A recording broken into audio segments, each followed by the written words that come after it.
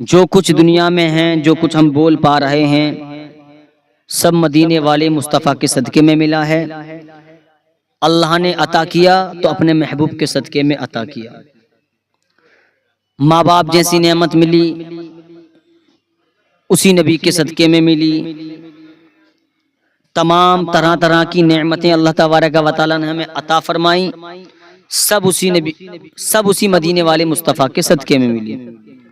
اولاد جیسی نعمت ملی تو مصطفیٰ کے صدقے میں ملی، اور علماء ملے تو اسی مدینے والے مصطفیٰ کے صدقے میں ملے۔ علماء ہمارے سر کے تاج ہیں، کیونکہ جب نکاح ہوتا ہے تب علماء کام آتے ہیں، امام لوگ کام آتے ہیں۔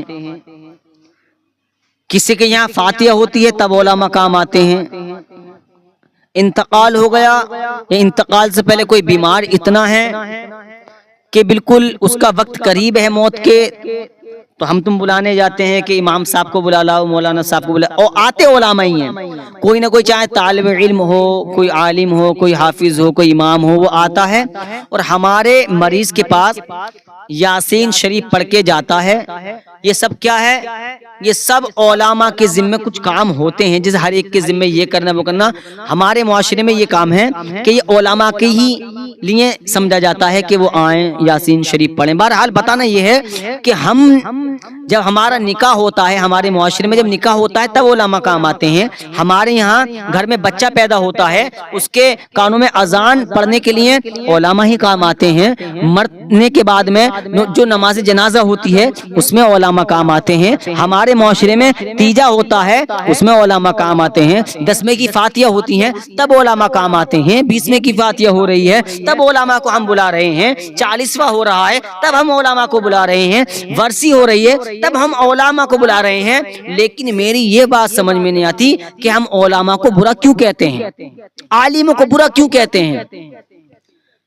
اللہ تعالیٰ کے نبی نے فرمایا، اس نبی نے فرمایا جس نبی کے صدقے میں اللہ تعالیٰ نے سورج کو پیدا فرمایا، اس نبی نے فرمایا جس نبی کے صدقے میں اللہ تعالیٰ نے چاند کو پیدا فرمایا، اس نبی نے ارشاد فرمایا جن کے صدقے میں اللہ تعالیٰ نے پورے آسمان کا شامیانہ لگایا، اس نبی نے ارشاد فرمایا جس نبی کے صدقے میں سورج بھی چمک رہا ہے، چاند بھی چمک رہا ہے، ستارے بھی چمک رہے ہیں، اس نبی نے ارشاد فرمایا جس نبی کے صدقے میں حضرت ابوبکر صدیق رضی اللہ تعالیٰ عنہ کی صداقت چمکی، اس نبی نے ارشاد فرمایا جس نبی کے صدقے میں فاروق اعظم رضی اللہ تعالیٰ عنہ کی عدالت چمکی، اس نبی نے ارشاد فرمایا جس نبی کے صدقے میں عثمان غنی رضی اللہ تعالیٰ عنہ کی سخاوت چمکی، اس نبی نے ارشاد فرمایا جن کے صدقے میں مولا علی کی شجاعت چمکی۔ ارے اس نبی کے صدقے میں، اس نبی کے صدقے میں تمام جہان چمک رہا ہے، تمام دنیا چمک رہی ہے، اس نبی نے فرمایا عالم بنو۔ اللہ کے نبی نے کیا فرمایا؟ عالم بنو، اور عالم نہ بنو تو عالموں کی صحبت میں رہو، عالموں کے ساتھ رہو۔ پتہ کیا چلا یہ کس کا فرمان ہے؟ اسی نبی کا فرمان ہے جن کے صدقے میں اللہ تعالیٰ نے پوری کائنات کو پیدا فرمایا۔ آج ہم علماء کو برا کہتے ہیں، فلاں مولانا ایسا ہے، فلاں علماء ایسا ہے۔ کبھی اپنے گریبان میں جھانک کر دیکھ، تجھ کو جو ہے اتنی توفیق نہیں ہوتی کہ تو اپنے باپ کا بھی جنازہ پڑھا سکے۔ تیرے لیے تو امام ہی آتے ہیں فاتحہ لگانے، تجھ سے یہ بھی نہ ہو سکا، تو نے پوری زندگی قل ہو اللہ میں گزار دی، تجھ سے 4 سورتیں یاد نہ ہوئی، اور علماء کو برا کہتے ہو۔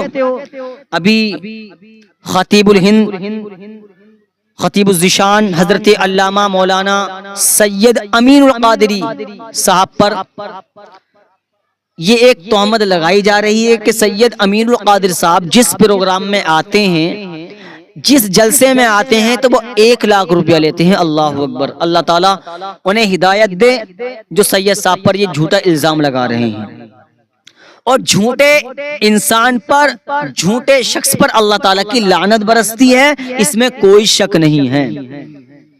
سید امین القادری صاحب یہ فرما رہے ہیں، ان کی ایک ویڈیو وائرل ہو رہی ہے اور آپ نے بھی شاید سنی ہوگی، لیکن میں بتا رہا ہوں پیارے علماء کی قدر کرو۔ اگر تم مسجد میں جاؤ گے اور جماعت کی نماز نہیں پڑھو گے تو تم بھی کہو گے یار امام صاحب نہ جانے کہاں چلے گئے۔ اس لیے علماء ہمارے سر کے تاج ہیں، علماء ہمارے لیے رہنمائی کے ایک ذریعے ہیں، وہ ہمیں اچھی راہ کے لیے چلنے کے لیے ہمیں سکھاتے ہیں، واعظ کرتے ہیں، تقریروں میں ہمیں سکھاتے ہیں۔ لیکن سید امین القادری پر جھوٹا الزام لگانے والوں کان کھول کر سنو، سید امین القادری فرما رہے ہیں کہ خدا کی قسم اگر میں نے جتنے جلسے کرے ہیں، فرما رہے ہیں 28 یا 29 سال مجھے جلسے کرتے ہوئے ہو گئے، اور انڈیا میں ہی نہیں بلکہ میں اور ممالک میں بھی گیا ہوں، اگر کوئی میں نے کسی سے پیسہ لیا ہو، اشارہ تن بھی میں نے اگر کسی سے کہا ہو کہ مجھے پیسوں کی ضرورت ہے، تو کہتے ہیں قسم خدا کی میں نے آج تک کسی سے نہ ہی کوئی کچھ طے کرتا ہوں نہ کچھ کرتا ہوں، نہ میں ان سے یہ کہتا ہوں مجھے 1 لاکھ روپے چاہیے، ہاں کوئی تحفتاً دیتا ہے تو میں اس کو لے لیتا ہوں۔ لیکن یہ جھوٹا الزام لگایا جا رہا ہے، ایک آل رسول پر تم جھوٹا الزام لگا رہے ہو، تمہیں شرم نہیں آتی؟ تمہاری غیرتوں کو، تمہاری غیرت کہاں مر گئی؟ علماء کو برا کہتے ہو، پھر کہ تو ہمارے کاروبار میں تنگی ہے۔ یاد رکھنا آج جو بارش ہو رہی ہے، آج جو زمین پر جو آج زمین پر ہمارے کھیتوں آج جو زمین پر ہمارے کھیتوں کے اندر، ہمارے باغوں کے اندر جو چیز اگ رہی ہے، سچی بات یہ سب علماء کے صدقے میں ہے۔ اس لیے کہ اللہ کے نبی نے فرمایا علماء بنو، عالم بنو، اور عالم نہ بن سکو تو عالموں کی صحبت میں رہو، جھوٹا الزام کسی پر نہ لگاؤ۔ تمہیں تقریر کسی کی نہیں سننی ہے تو تم مت سنو، لیکن جھوٹا الزام مت لگاؤ۔ اور یہ بات تب کہو اگر تمہارے سامنے کسی نے پیسے کسی بھی تقریر کرنے والے کو دیے ہیں، تب تو تم اپنا ڈنکا بجا سکتے ہو، دل پہ دل ٹھوک کر کہہ سکتے ہو ہاں میرے سامنے انہوں نے 1 لاکھ روپیہ لیا تھا یا 50,000 روپے لیے تھے۔ لیکن ایک آل رسول پر، ایسے خطیب پر تم الزام لگا رہے ہو۔